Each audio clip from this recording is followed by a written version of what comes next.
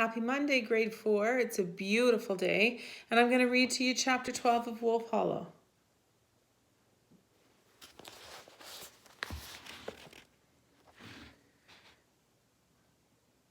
We were all in bed that night. The house was dark when we were awakened by a pounding at the door. The dogs that generally slept in the woodshed were now having a loud conversation with someone outside, and we could hear him talking back to them firmly. The rain stopped, but the night outside our door was thick with wet air, and Constable Oleska looked like he wore a layer of spiderweb over his raincoat.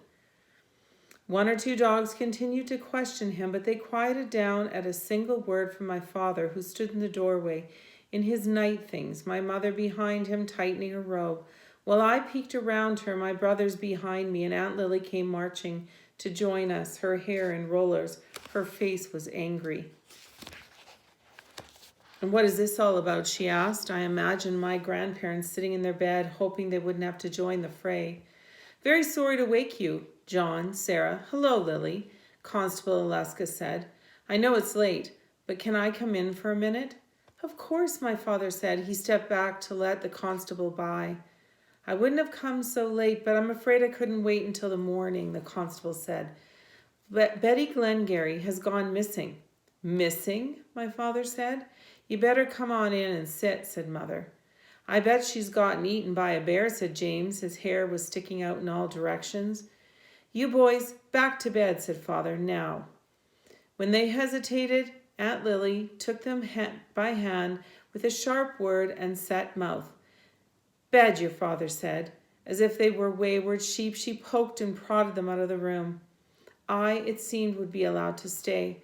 For a while, being included in the conversation had me feel tall.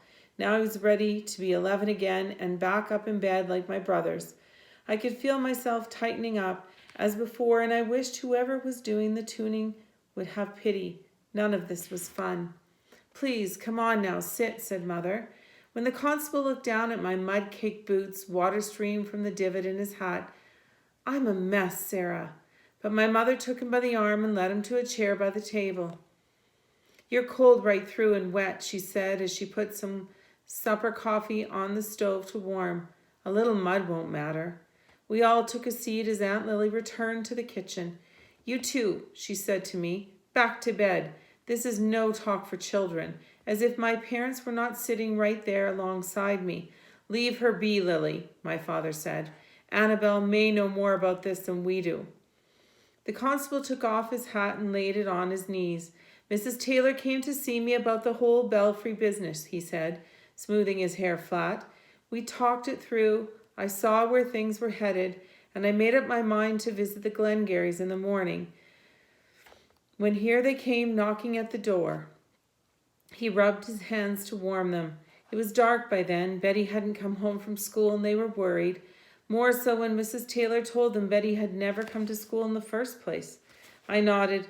"We thought she must be sick." Constable Oleska shook his head. "No, she left for school as always, rain or not. Her grandma dressed her for the wet, and then watched her go down the lane and disappear, headed toward Wolf Hollow, same as ever." My mother got up to pour some coffee. No sign at all of where she went. "In this weather, the whole world's mud and flood." "Then what?" my father said. "If there's something you need from us." "Toby's gone," said the constable. "The first thing I did was go down to the shack to find if he'd seen her." "Not," he said suddenly, his hands up, "not to suggest that he'd done anything wrong. First time I went to see him after Ruth got hurt, I found him outside the shack chopping wood. When I told him what Betty was saying about him, Toby got a look on his face, and I have to say, I didn't like it. And I wasn't happy that he had an axe in his hand at the time, but he didn't say a word or do a thing. He just went back to his work."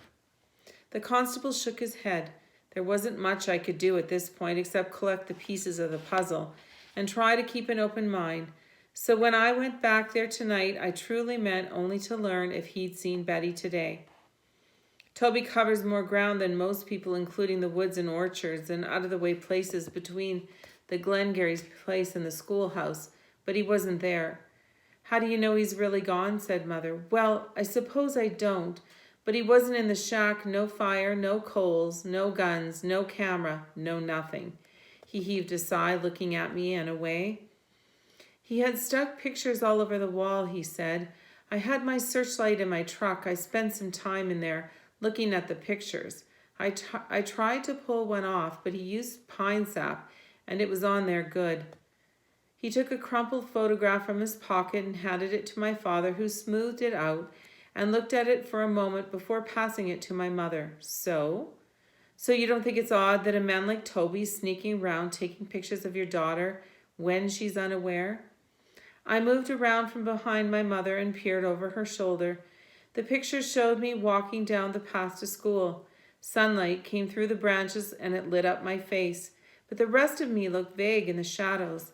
It felt strange, seeing what I looked like when I thought I was alone. I'd never known Toby was there in the trees nearby watching. It's odd the way Toby's odd, said my mother, but that doesn't mean that it's something worse. Aunt Lily stood up suddenly. More of his pictures came back into today's mail, she said, and she hurried off to her room. When she returned, I reached out my hand. He wanted to give them to him as soon as they came back, I said. Okay, we'll return again. Have a great day.